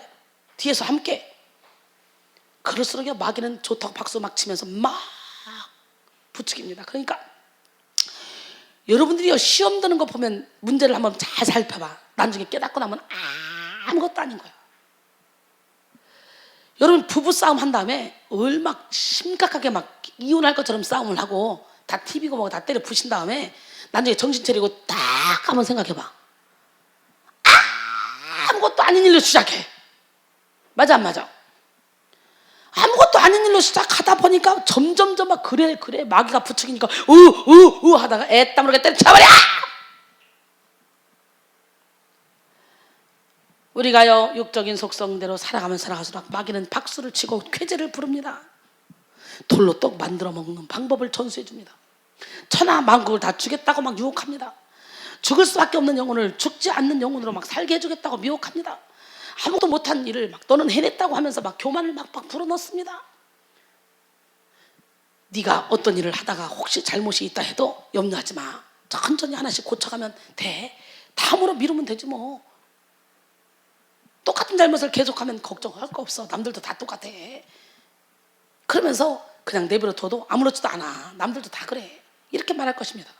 오히려 헛된 것을 들이대며 영적인 나태함과 게으름을 지속시키고자 유혹할 것입니다. 우리의 관심을 집중해야 할 곳에 집중하지 못하도록 다른 곳으로 유도하고 우리의 영혼과 마음을 막 흔들어서 결국은 잡아뜨릴 것입니다. 오늘 사탄이가 빠져나올 수 없는 올무에 우리를 가둬놨다면 오늘 그 올무를 다 뜯어버리고 해방되기를 바랍니다. 오늘날 마귀들이 모여서 어떻게 하면 기독교인들을 전부 실족시킬 수 있을까라는 회의를 했습니다. 그러자 젊은 악마가 이렇게 대답합니다. 간단하죠? 기독교인들을 전부 죽여버리면 됩니다. 이 말을 들은 늙은 마귀는 말합니다. 야, 옛날에 기독교인들을 전부 죽여봤어. 근데 오히려 죽이면 죽일수록 한 사람을 죽이면 순교의 피가 씨가 돼가지고 기독교인들이 몇백 배, 몇천 배로 더 늘어나더라. 야. 그래서 오히려 손해를 봤다. 야. 그러자 다른 악마가 말하는 거예요. 그럼 죽이지 말고 감옥에 가둬놓읍시다. 감옥에 가둬놔버리면 전도하러도 못 다닐 거 아닙니까? 그랬더니 야야, 옛날에 바울과 신라를 감옥에 가둬봤더니요, 아이고 말도 막 한수장까지도 전도하더라. 야. 그 막 죄인들 다 묶어놨는데 그 묶어놨던 애들 자꾸까지 다 풀려버리더라. 야. 베드로 감옥에 가둬봤거든. 그랬더니 그것이 아주 그냥 그 문을 막 차크닥 쇠문이 막 저절로 열리면서 나가서 해방되더라. 야. 감옥에 가둬봤자 필요 없어. 늙은 악마는 그래도 쓸데없다고 대답했어요. 감옥에 들어가면 모두가 감옥에서 기도를 하는 바람에 우리의 세력이 더 약해지더라. 야. 다른 젊은 악마가 또 말합니다. 그러면 그 사람들을 아프게 좀 때리면 안 돼요? 늙은 마귀는 그것도 안 되더라. 매를 한 대 때리면 그 아픈 자리에서 예수를 향한 믿음과 사랑이 더 커지더라. 한 대 맞을 때마다 그 안에 믿음과 사랑이 그 내가 사도 바울 신나게 때려봤잖냐. 야 아유 야 40번 맞으면 죽어. 그래서 39대만 때리라고 명령했기 때문에 내가 39대를 몇 번, 3번씩이나 때려봤어. 죽을 직전까지 때려봤지만 그 자식은요 더 살아나가지고 내가 그런 고난보다 교회를 위해서 염려하는 것이 더 걱정이라고 하더라. 또라이더라. 막 때리면 때릴수록 막 죽이려고 하면 할수록 이것들이 미쳤나 막 때리면서 그 자리에서 막 예수의 사랑이 더 묻어나더라. 아이고야 감당이 안 돼. 그래서 늙은 마귀가 다시 하나 꾀를 냈습니다. 야 그러면 방법이 없어. 이거다 이거. 예수를 잘 믿게 하고 날마다 성경을 읽고 기도하게 만들자. 그리고 전도도 잘하게 하자. 그리고 막 사랑하게 해놔. 사랑도 많이 줘서 사랑하게 해놔. 그리고 이것을 갖다가 있잖아. 내일로 미뤄. 모레로 미뤄. 야 힘들잖아.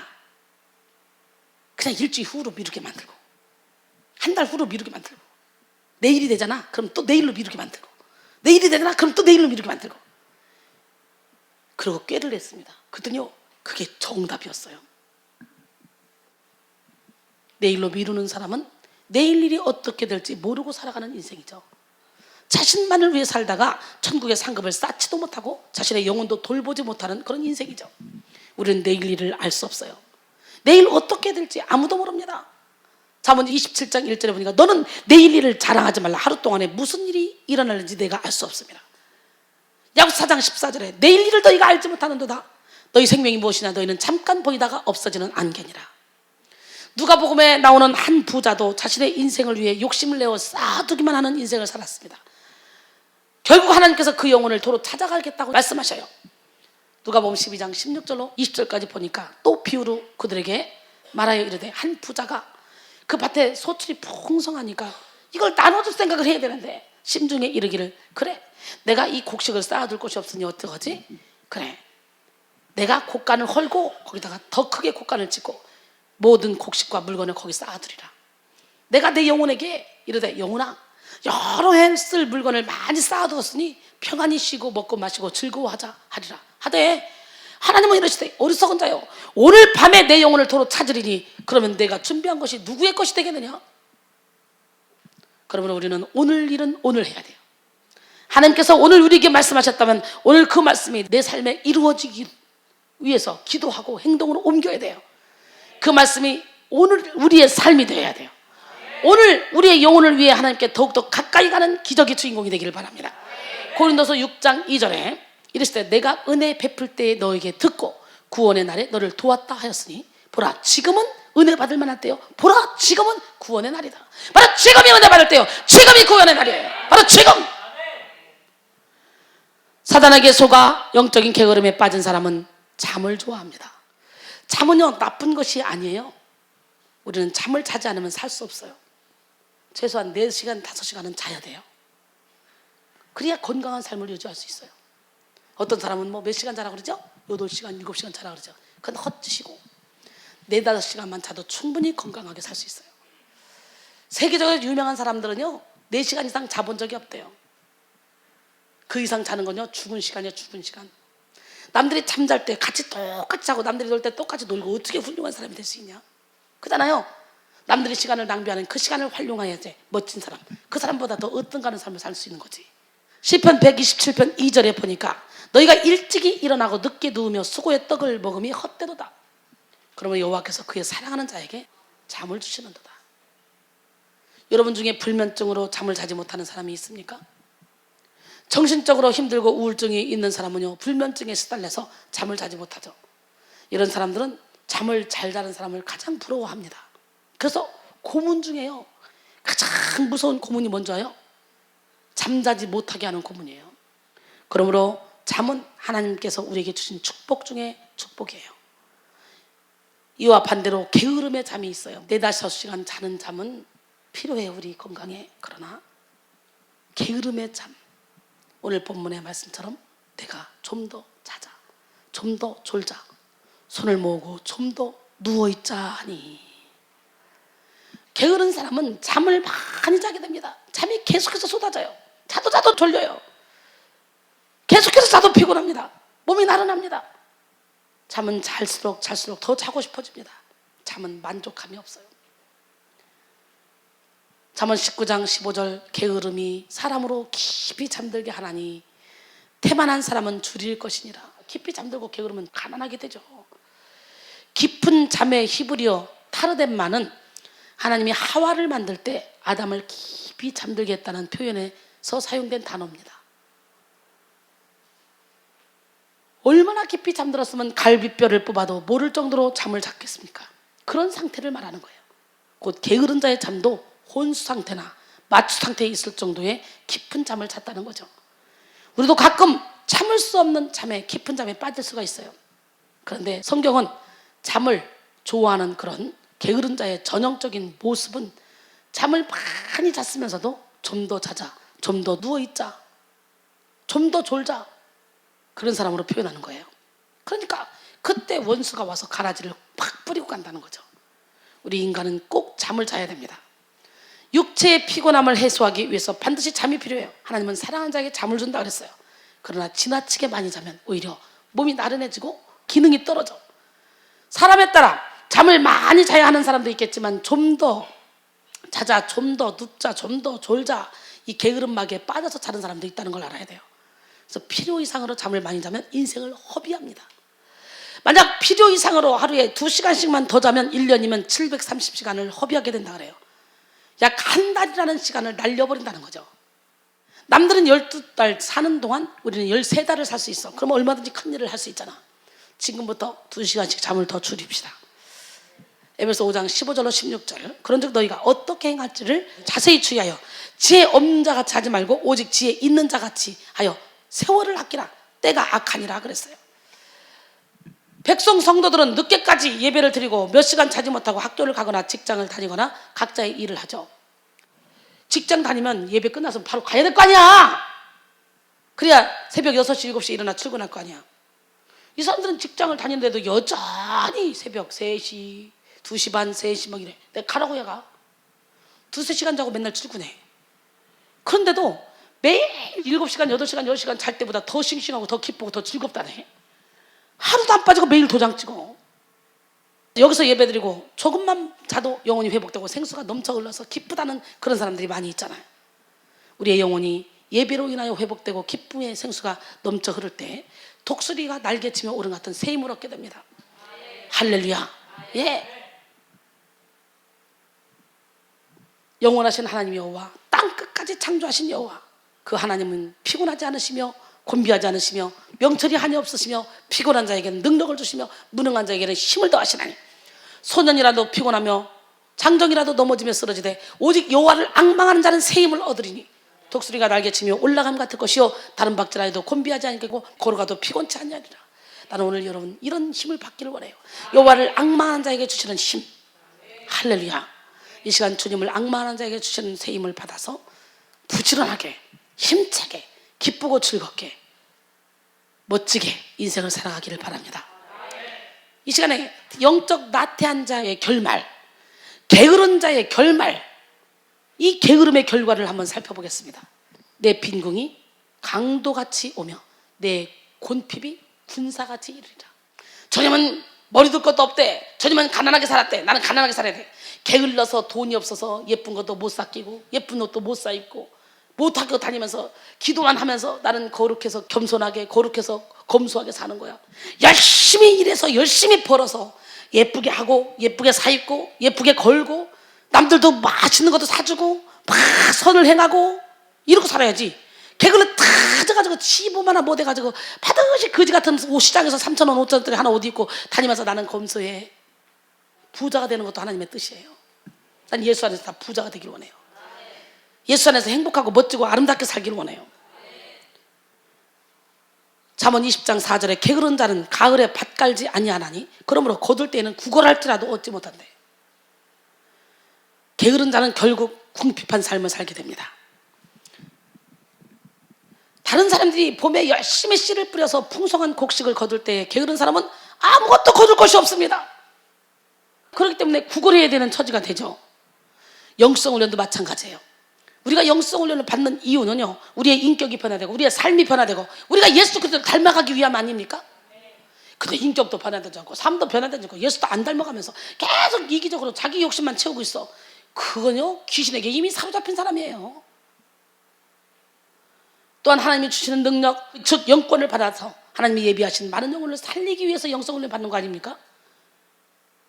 그러나 영적 전쟁을 치르는 것이 힘들고 지치고 무섭다고 영성훈련을 받지 않고 자기중심적인 삶을 살아간다면 많은 영혼을 살릴 수 없습니다.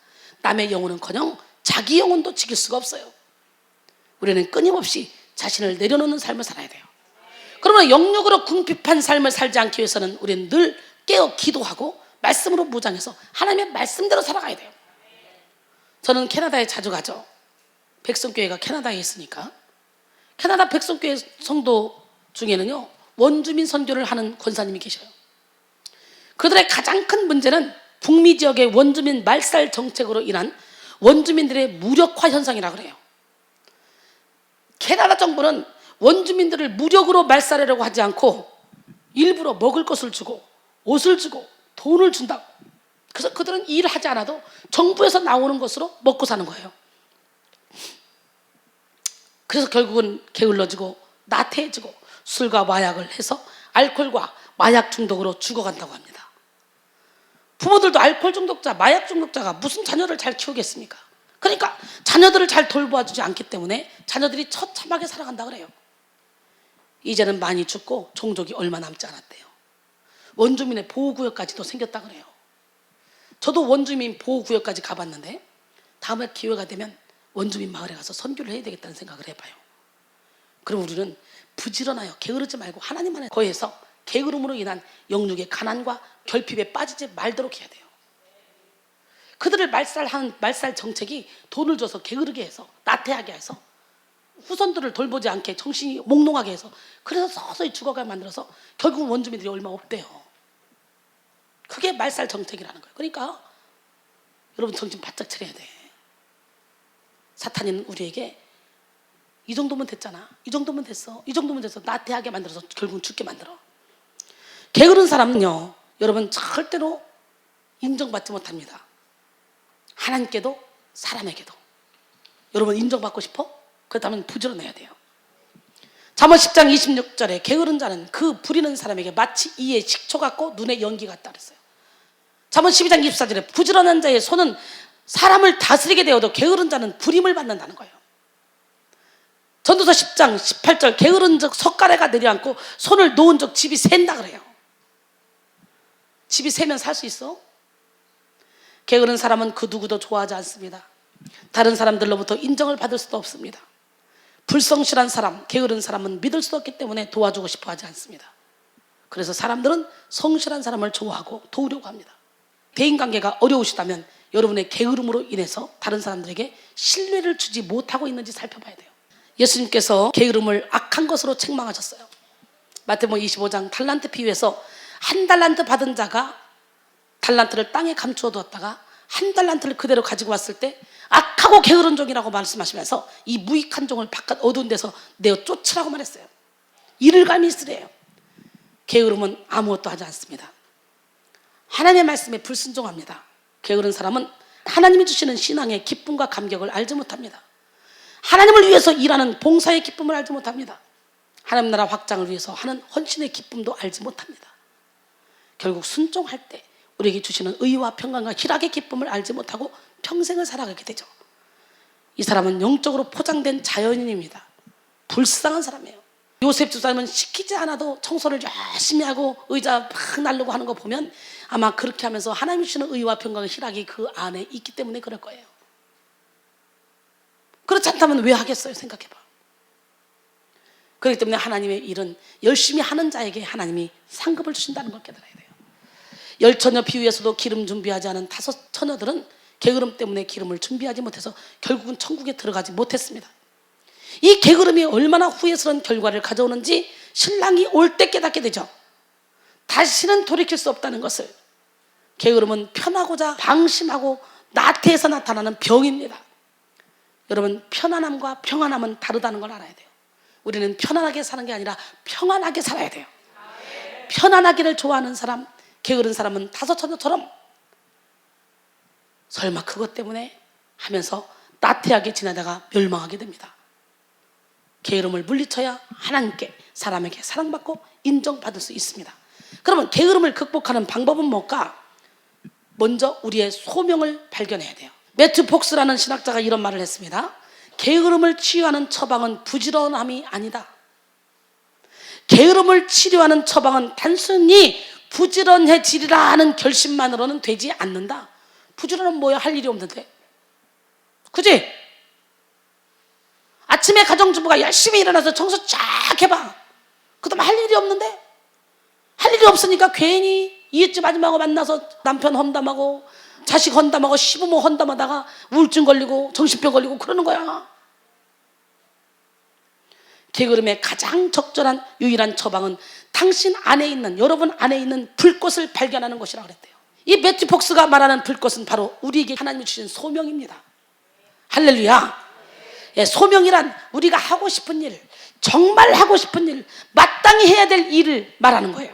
그것을 우리는 열정이라고도 하죠. 우리는 모든 일에 열정을 가져야 돼요. 열정적인 사람을 돼야 돼요. 자신 안에 불꽃을 발견한 사람은 하나님이 그것 때문에 나를 이 땅에 태어나게 하신 것이구나. 하나님이 나를 부르신 이유도 바로 이 소명을 맡기기 위해서구나 하면서 결국 자신이 해야 될 일이 무엇인지 알기 때문에 소명을 발견한 그런 사람은 열정을 가지고 자연스럽게 최선을 다해 살아갑니다. 하나님이 주신 열정이 충만한 인생은 삶 자체가 너무도 흥미로워. 우리의 삶을 빛나는 삶으로 인도하시는 하나님은 우리의 열정을 통해서 못하실 일이 없어요. 시편 118편 24절, 이날은 여호와께서 정하신 것이라 이날에 우리가 즐거워하고 기뻐하리로다. 아멘. 헨리 데이비드 소로는 열정을 상실한 인간보다 더 노쇠한 인간은 없다고 말했대요. 아놀드는 열정을 상실한 인간이야말로 최악의 파산자라 그랬대요. 어떤 사람에게서 모든 것을 다 빼앗고 열정만 남겨둬라. 그러면 그는 필히 회생하여 성공할 것이다 그랬대요. 모든 것이 없어도 여러분 안에 열정만 있으면 여러분은 성공할 수 있습니다. 에მოს은 또한 열정이 없으면 아무것도 성취할 수 없다라고 열정의 중요성에 대해서 역설을 했습니다. 그 이유는 모든 열정에는 승리를 향해 정진하는 불굴의 의지와 강인한 자세가 관통하고 있다고 말했어요.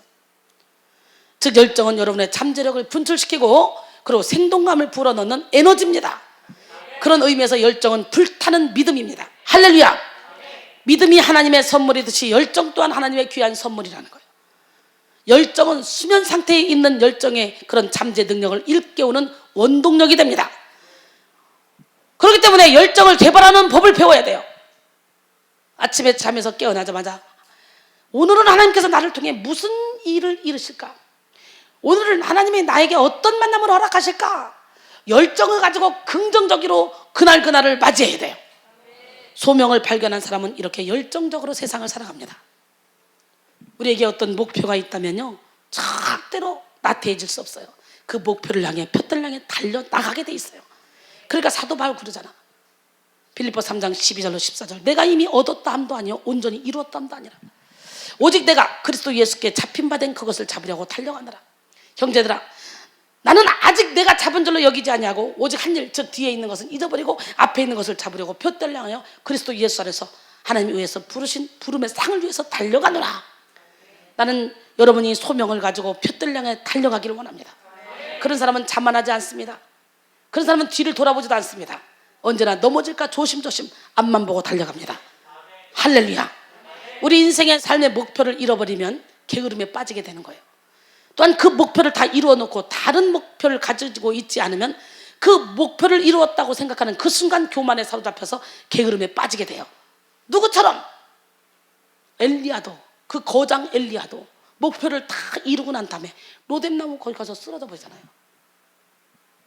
섰다 생각할 때 넘어질까 조심하라겠는데, 그래서 목표를 이루었다고 생각할 그때 여러분 다시 사탄에게 붙잡힐 수 있다는 걸 깨닫고 날마다 죽어야 돼요. 예수를 믿는 성도들의 공동의 목표는 뭡니까? 나는 죽고 예수로 사는 삶이죠. 육신의 정욕, 안목의 정욕, 이생의 자랑을 다 내려놓고 오직 예수로만 가득 채우는 삶이죠. 요한복음 12장 24, 25절에 내가 진실로 진실로 너희에게 이르노니 하늘의 밀이 땅에 떨어져 죽지 아니하면 하늘 그대로 있고 죽으면 많은 열매를 맺느니라. 자기의 생명을 사랑하는 자는 잃어버릴 것이요 이 세상에서 자기의 생명을 미워하는 자는 영생하도록 보존하리라 그랬어요. 하나님 미랄이 되어 썩읍시다. 내가 썩어야 나를 통해 수많은 열매가 맺혀져. 이 시간 분명한 소명감을 회복하여 사도 바울처럼 나의 자랑을 두고 단언하노니 나는 날마다 죽노라. 우리도 날마다 죽어서 많은 영혼을 살리는 기적의 주인공이 됩시다. 내가 어지러 놓으면 다른 사람이 피곤해. 다른 사람이 어지러 놓고 내가 치우면 다른 사람들이 행복해. 난 여러분들이 다른 사람을 피곤하게 하는 사람이 아니라 다른 사람을 행복하게 하는 사람이 되기를 원해. 게으름을 극복하기 위해서 우리는 모든 사람을 사랑하기로 결단해야 돼. 사랑의 열정은요, 게으름을 극복하게 하는 힘이 됩니다. 단테는 이런 말을 했습니다. 게으름은 사랑을 포기한 죄악이다. 사랑해봐. 사랑하는 사람을 위해서 열심히 움직입니다. 무엇이라도 합니다. 예를 들어 어머니가 자녀를 사랑해봐요. 때때마다 맛있는 음식을 해주기 위해서 열심히 움직입니다. 아빠가 가족을 사랑해봐요. 가족들을 행복하게 해주기 위해서 열심히 돈 법니다. 눈치 보면서 때려치고 싶은 생각이 하루 종일 수도 없이 있지만 가족을 사랑하기 때문에. 아내가 남편을 사랑해봐요. 열심히 와이셔츠 다려주고 막 밥을 해주고 챙겨줍니다. 손수건 챙겨주고. 왜? 밖에서 열심히 일할 수 있도록 바쁘게 움직여지게 돼 있어요. 사랑하면.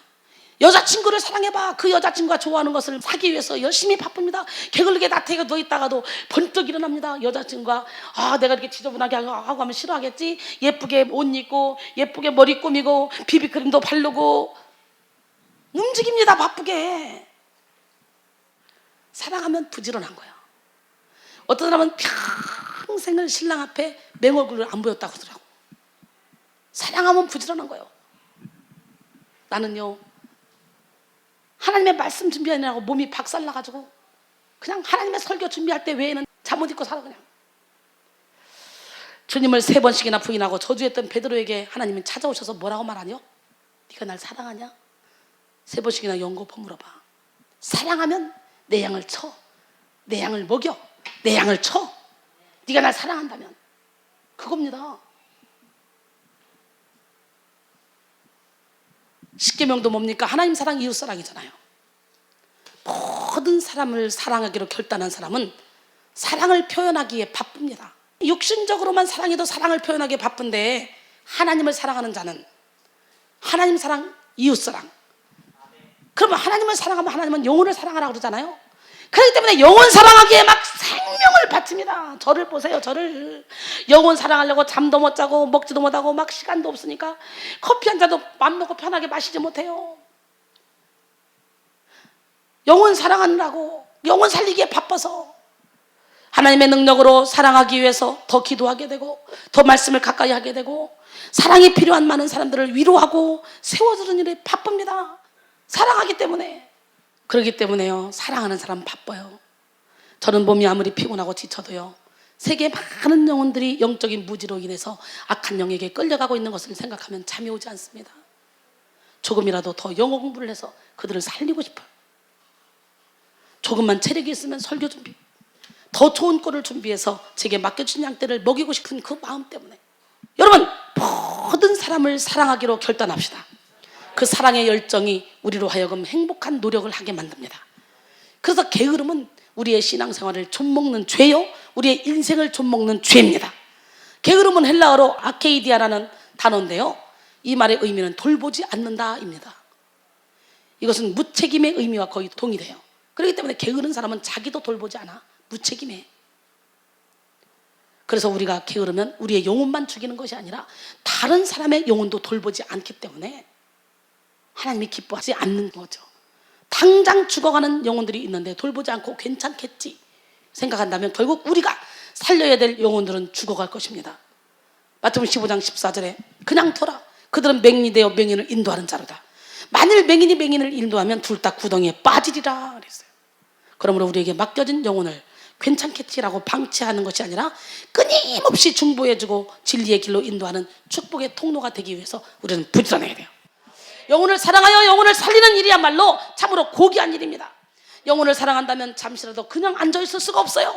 그래서 전도에 불이 붙은 사람은요, 잠도 못 잡니다. 교회를 사랑하게 되고 교회에서 영혼을 살리는 일에 필요한 모든 것에 앞장서게 됩니다. 부지런한 사람은. 갈라디아서 4장 19절에 나의 사랑하는 나의 자녀들아, 너희 속에 그리스도의 형상을 이루기까지 다시 너희를 위하여 해산하는 수고를 하노니 그랬어요. 다니엘 12장 3절에 보니까 지혜 있는 자는 궁창에 빛과 같이 빛날 것이요 많은 사람을 옳은 대로 돌아오게 한 자는 별과 같이 영원토록 빛난다 그랬어요. 야고보서 5장 19절로 20절 보니까 내 형제들아 너희 중에 미혹되어 진리를 떠난 자를 누가 돌아서게 하면 너희가 알 것은 죄인을 미혹된 길에서 돌아서게 하는 자가 그의 영혼을 사망에서 구원할 것이며 허다한 죄를 덮을 것이라 그랬어요. 여러분, 그러기에 우리는 게으르게 앉아있을 시간이 없습니다. 바로 지금 움직여야 돼요. 야고보서 1장 22절에 너희는 말씀을 행하는 자가 되고 듣기만 하여 자신을 속이는 자가 되지 말라. 야고보서 2장 17절 26절 이와 같이 행함이 없는 믿음은 그 자체가 죽은 믿음이라. 영혼 없는 몸이 죽은 것 같이 행함이 없는 믿음은 죽은 믿음이라 그랬어요.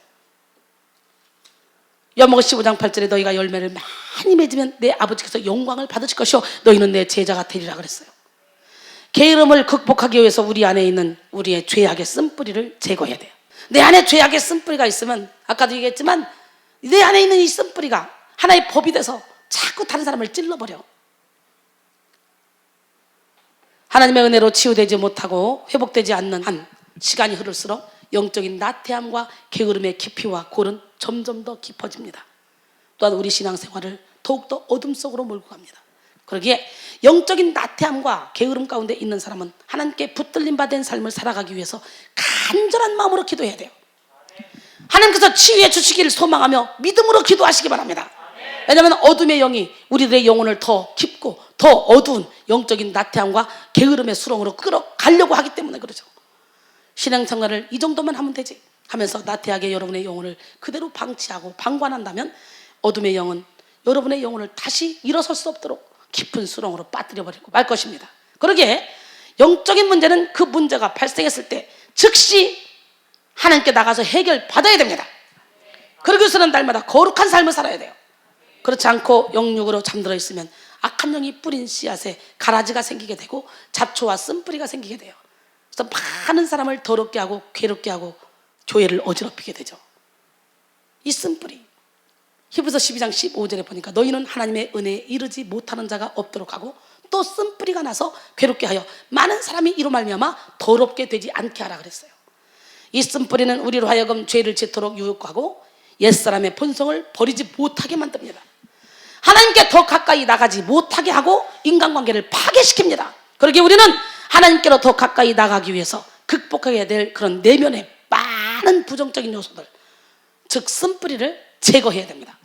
속에서 곧 사람의 마음에서 나온 것은 악한 생각, 곧 음란, 도둑질, 살인, 간음, 담력, 악독, 속임, 음탕, 질투, 비방, 교만, 우매함, 이 모든 것이 다 사람의 속에서 나서 사람을 더럽힌대요. 오늘 이것들을 예수 이름으로 다 제거하기를 바랍니다.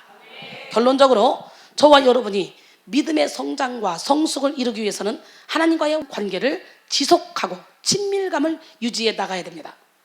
그러기에 영적인 나태함과 게으름을 가져오는 편의주의적인 방임된 그런 신앙과 뒤로 후퇴하는 신앙생활을 예수 이름으로 버려야 됩니다. 게으름에 빠진 사람은 편의주의 신앙으로 살려고 합니다.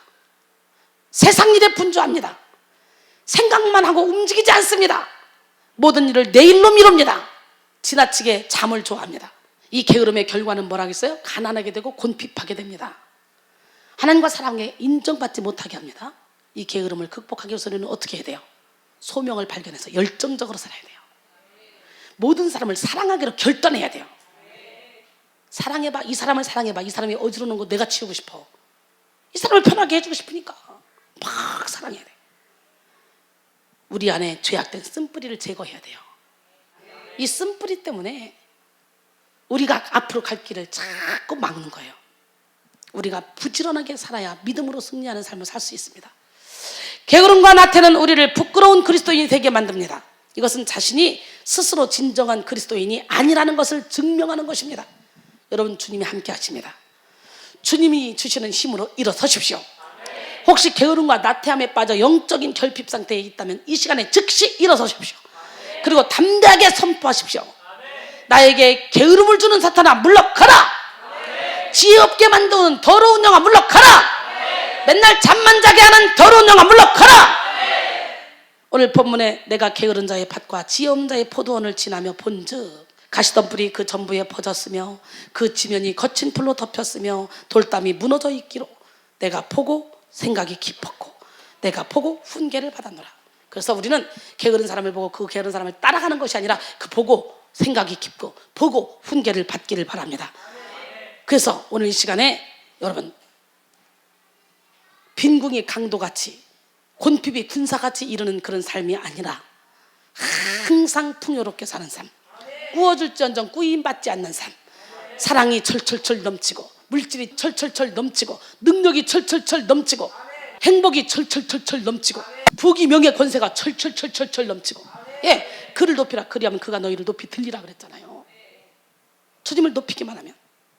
난 여러분 모두가 다 이렇게 멋지고 아름다운 삶을 살아서 하나님 나라를 확장시키는 존귀한 일에 아름답게 쓰임받는 기적의 주인공이 되기를 원합니다. 주를 위한 이곳에 예배하는 자들 중에